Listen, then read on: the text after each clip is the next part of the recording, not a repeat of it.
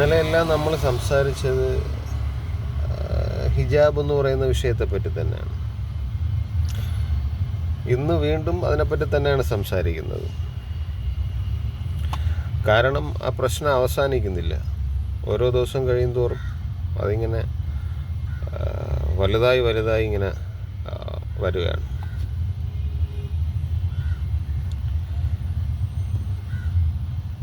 എത്ര സമാധാനപരമായിട്ട് മുന്നോട്ട് പോകുന്ന ഒരു നാടാണ് നമ്മുടെ നാട്.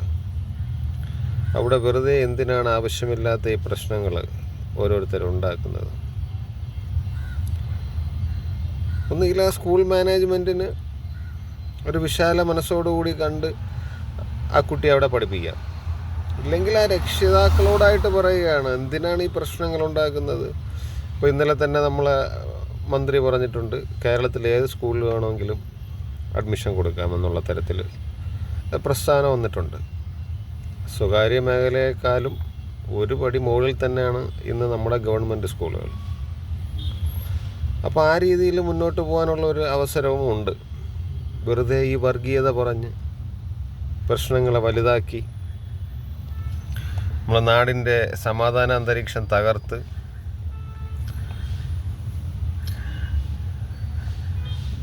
ഈ വംശീയതയും വർഗീയതയും ഒക്കെ ഇങ്ങനെ പറഞ്ഞ് എന്തിനാണ് നാടിനെ ഈ കുട്ടിച്ചോറാക്കുന്നത്? ഒരാവശ്യമില്ല.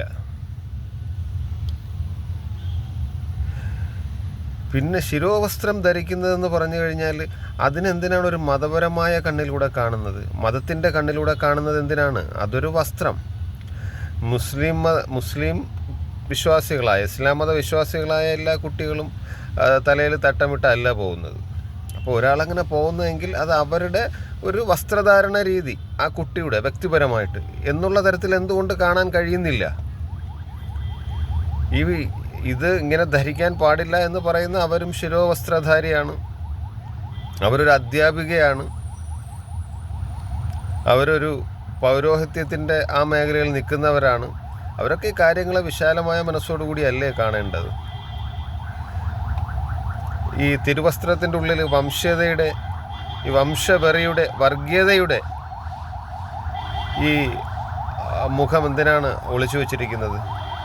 അത് ഉപേക്ഷിക്കാൻ പാടില്ലയോ? ആ തിരുവസ്ത്രത്തിൻ്റെ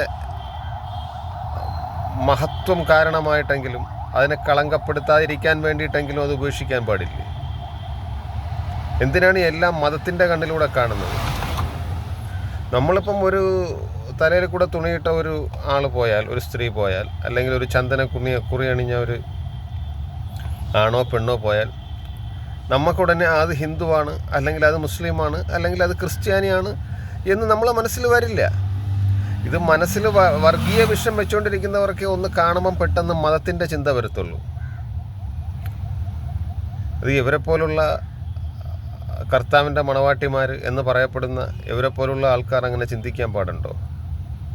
അത് അവരുടെ മതപരമായ സന്ദേശങ്ങൾക്കും എതിരല്ലേ? ഏതെങ്കിലും മതം വർഗീയത പഠിപ്പിക്കുന്നുണ്ടോ? അപരമത വിദ്വേഷം പഠിപ്പിക്കുന്നുണ്ടോ?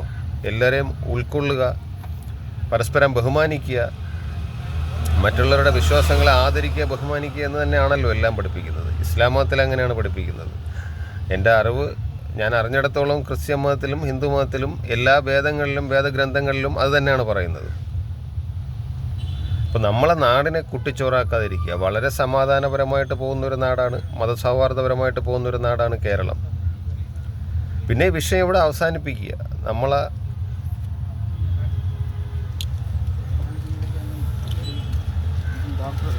ഈ വിഷയം ഇവിടെ അവസാനിപ്പിക്കുന്നതാണെന്നല്ലേ നമ്മുടെ ഈ രാഷ്ട്രീയക്കാർ എല്ലാവരും, അല്ലെങ്കിലും പൊതുവെ, പ്രത്യേകിച്ച് ഇലക്ഷനൊക്കെ അടുത്ത് വരുന്ന സമയമാണ്. തദ്ദേശ തിരഞ്ഞെടുപ്പ് വരാൻ പോകുന്നു. അടുത്ത വർഷം ആദ്യം നിയമസഭാ തിരഞ്ഞെടുപ്പ് വരാൻ പോകുന്നു. രണ്ട് വിഭാഗത്തെ തമ്മിലടിപ്പിച്ച് അവിടെ കുറച്ച് വോട്ട് കിട്ടുമോ എന്ന് നോക്കുന്ന തരത്തിലുള്ള ആൾക്കാരും ഉണ്ട്. അതുകൊണ്ട് ഈ വിഷയം അവിടെ അവസാനിപ്പിക്കുക. വർഗീയതയുടെ മുഖം എല്ലാവരും ഉപേക്ഷിക്കുക. അതൊക്കെ സാത്താൻ്റെ പ്രവൃത്തികളല്ലേ, ദൈവികമായ പ്രവൃത്തികളാണെന്ന് ഒരിക്കലും പറയാൻ പറ്റത്തില്ല. ഒരു സ്കൂളിലെ വിദ്യാർത്ഥിയായിട്ട് കാണുക. അവർ തലയിൽ തട്ടമിട്ട് വരുന്നെങ്കിൽ അത് അവരുടെ വേഷം എന്ന് മനസ്സിലാക്കാൻ ശ്രമിക്കുക. എല്ലാ ഇസ്ലാം മത പെൺകുട്ടികളും ഇസ്ലാം മതത്തിലുള്ള എല്ലാ പെൺകുട്ടികളും തലയിൽ തട്ടവിട്ടാണോ നടക്കുന്നത്? മാറ് പോലും മറയ്ക്കാറില്ല. ഇന്നത്തെ കാലത്ത് ഷോള് പോലും ഉപയോഗിക്കാറില്ല. അപ്പോൾ അങ്ങനെ ഉപയോഗിച്ച് വരുന്ന ഒരു കുട്ടിയുണ്ടെങ്കിൽ അതിനെ മതത്തിൻ്റെ ലേബലിൽ എന്തിനാണ് കാണുന്നത്? ഇത് അവർക്ക് താല്പര്യമുള്ളൊരു വിഷയം, ഒരു വേഷം മാത്രം കണ്ടാൽ പോരെ. എന്തിനാണ് ഈ നാടിനെ കുട്ടിച്ചോറാക്കുന്നത്? സമാധാനപരമായിട്ടല്ലേ നമ്മളെ നാട് പോയിക്കൊണ്ടിരിക്കുന്നത്. നിങ്ങൾക്കൊന്നും വേറെ ഒരു പണിയില്ല. അവരവരുടെ പണി അങ്ങ് ചെയ്താൽ പോരെ. ഇങ്ങനെ പ്രശ്നങ്ങളുണ്ടാക്കുക കുറച്ച് പബ്ലിസിറ്റിക്ക് വേണ്ടിയാണോ എന്നുള്ളതറിയില്ല. ഇങ്ങനെ മാധ്യമങ്ങളെ കാണുക, സംസാരിക്കുക, ഇങ്ങനെ അങ്ങനെയൊക്കെ ഉള്ള ഒരു വിഷയമാണോ ഇത്? നിങ്ങളൊക്കെ ഏത് കാലത്താണ് ജീവിക്കുന്നത്? ലോകത്തെ മൊത്തം പ്രശ്നങ്ങളാണ്. നമ്മളെ നാട്ടിൽ കൂടെ അത് പ്രശ്നം ഉണ്ടാക്കാൻ വേണ്ടിയിട്ടാണോ? ഈ സമാധാനപരമായിട്ട് പോകുന്നതല്ലേ നല്ലത്, അല്ലാതെ പരസ്പരം തമ്മിൽ കലഹിച്ച് പോകുന്നതാണോ നിങ്ങൾക്കൊക്കെ താല്പര്യം? സാധാരണക്കാരെല്ലാം അന്നന്നത്തെ ജീവിക്കാൻ വേണ്ടിയുള്ള നെട്ടോട്ടത്തിലാണ്. നിങ്ങൾ മതത്തിൻ്റെ പേര് പറഞ്ഞ് മറ്റുള്ള പേര് പറഞ്ഞ് തമ്മിൽ അടിക്കാനാണ് നോക്കുന്നത്. ഇതിൻ്റെയൊക്കെ ആവശ്യം എന്തുണ്ട്? എന്താണ് ഇതിൻ്റെയൊക്കെ ആവശ്യം? മറ്റുള്ളവർക്ക് ഉപകാരം ചെയ്തില്ലെങ്കിലും ആരെയും ഉപദ്രവിക്കാതെ നല്ല രീതിയിൽ അവനവൻ്റെ കാര്യം നോക്കി അങ്ങോട്ട് ജീവിച്ച് പോവുക എന്നുള്ളതല്ലേ. ഇവിടെ പട്ടിണി കിടക്കണമെങ്കിലും ഇപ്പോൾ 500 രൂപ വേണം. അപ്പോൾ അതിനുള്ള ഒരു നെട്ടോട്ടത്തിലാണ് സാധാരണക്കാരായ ആൾക്കാർ. അവർക്ക് മതത്തെപ്പറ്റി ചിന്തിക്കാനോ തട്ടം ഇടുന്നത് നോക്കാനോ കുറി ഇടുന്നത് നോക്കാനോ ഒന്നും ആർക്കും ഇവിടെ സമയമില്ല. അപ്പം നിങ്ങൾ ഇങ്ങനെ ഇരുന്ന് ഓരോ ഇങ്ങനെ പ്രശ്നങ്ങളിങ്ങനെ ഉണ്ടാക്കുകയാണ്. അതിങ്ങനെ വെറുതെ ഒരു ജോലിയും ചെയ്യാൻ ഇല്ലാതിരിക്കുന്നവർ, ഒന്നും ഇല്ലാതിരിക്കുന്നവർ എന്ത് ചെയ്യട്ടെ എന്ന് ആലോചിച്ചിട്ട് ചെയ്യുന്നതായിരിക്കും. വേറെ എന്തെല്ലാം പണിയുണ്ട്? ആൾക്കാരെന്തിന് തമ്മിലടിപ്പിക്കുന്നു? പിന്നെ ഇതെല്ലാം കേരളം, മലയാളികൾ അവജ്ഞയോടെ തള്ളിക്കളഞ്ഞിട്ടുണ്ട്. അതാണ് നമ്മുടെ പാരമ്പര്യം. അതുകൊണ്ട് ഇനി ഇവിടെ വെച്ചെങ്കിലും ഇത് അവസാനിപ്പിക്കുക. ഓക്കെ.